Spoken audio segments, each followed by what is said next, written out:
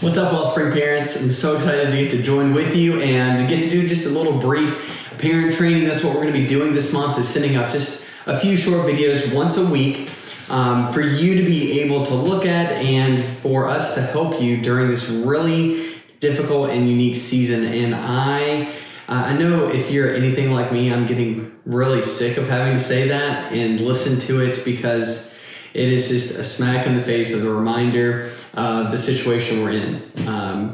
There seems to be an ever-moving finish line that is before us. It seems like every couple months they set that finish line, and then we feel like things are going to go back to normal, and then that time comes and goes, and then they push out that finish line even further out. And so we are adjusting to whatever this is, whatever this new normal. I feel like I'm being really cliche in what I'm saying, but the reality of the situation is that we are in a pandemic, and it's nothing that the world has seen like this in many, many years. This is where the very first generations to have to face this. There's no other generation we can lean on. We're each going through something unique and blazing a trail, and that goes the same for parenting. What you are doing is what no other parent has had to do in the past 100 years. You're having to parent your child in a pandemic, but not only that, you're parenting a child through pandemic and dealing with technology and the blessings that it gives us, but also a lot of the shortcomings and frustrations that it gives us. And so there's a lot into that. And so I wanted to take our parent training and over the next few weeks, just look at what it means to find rest. Because I know for me, like this pandemic and everything that I'm going through is just this constant weight.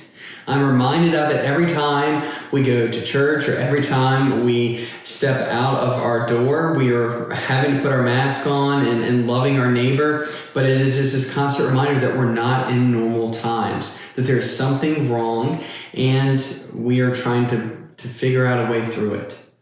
Well, that constant weight has changed things. Many of you are working from home, or you maybe have transitioned back to work, but still things are different. And I found myself during this time, like that transition from working to being at home, it is not just minutes anymore. It is mere seconds, because we're working from home. Victoria and I are both working from home. And so that transition where I used to have a couple minutes just to kind of get my mind ready for parenting and getting a little breather so I can give my kids everything, I found that because of everything happening, I don't know if I'm giving them my best. I feel like I'm actually really tending to give them the last bit of Bruce that I have. And so that's why I want to come with you. I'm not coming to you as someone who has all the answers. I'm not coming to you as someone who's figured it out, especially for teenagers. I'm coming through to you as a fellow struggling parent. Now, of course, we're parenting toddler and a baby, and you're parenting teens, but that feeling is still there. That weight of this whole season and the pandemic is still there, and your kids are expecting that mom and dad are still going to give me 100%. That the situations I'm facing, mom and dad still have the ability to help me through it. And they need your emotional support more than ever. And so that's what I want to take just a few minutes to talk about is finding rest. Finding rest, because if we can find true rest, not just sleeping in on Saturdays or getting just to be lazy. I'm talking about true rest that provides peace and comfort that allow us to face and navigate through the pandemic as Christ would have us, as Jesus would have us, means that we need to find true godly rest in Him. And so that way our kids can get the best of us, and we can help them follow Jesus and be the parents that we're called to be. So look, in Matthew 14:23, Jesus is in the height of His ministry. He's just fed 5,000 people. He multiplied bread, fish, and some and something to drink. And so He's multiplied all of this together and fed 5,000 people. And really Jesus is having people come to him left and right, and people are in this weird mixture of supporting him, but they're also in this weird mixture that a lot of them also want to kill him. And so in this weird height of his ministry that has both supporters and people that are looking to kill him, we see Jesus do something pretty unique. And you see, we would think that Jesus is trying to love everybody. So that means from the moment that he wakes up to the moment he goes to sleep, he's got to be on.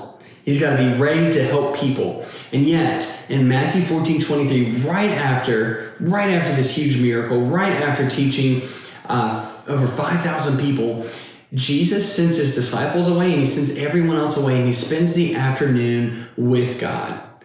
He built a rhythm into his life to spend time with God, and that was his number one priority because he knew that he had to be poured into to be able to pour out.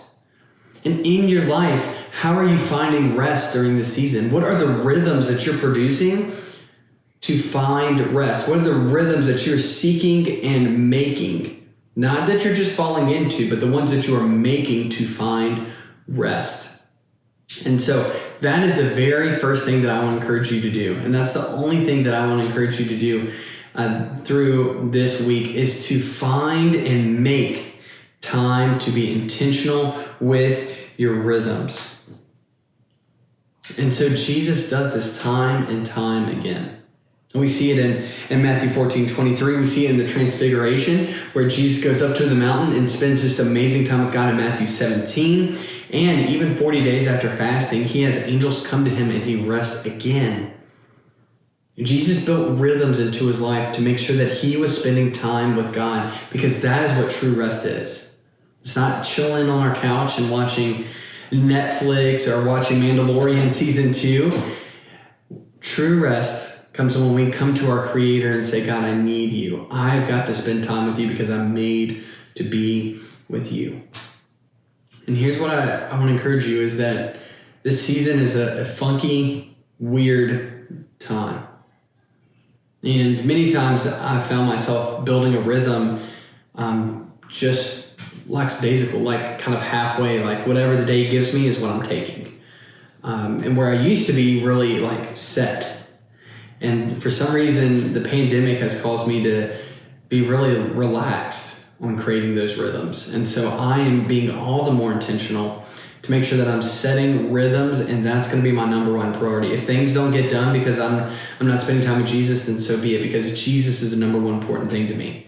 And that is what allows me to be a great parent to Ezra and Lena. And it allows me to be who God called me to be. And many times I fail and I screw up, and I have to have Jesus there beside me to help me during those times. And so the very last thing is I just want to encourage you, don't think of yourself as a faucet. Don't think that at any time you can go and flip the water on and you have unlimited energy, you have unlimited emotional support, you have unlimited mental capacity to solve problems. Really, we are a cup, and we've got to be poured into.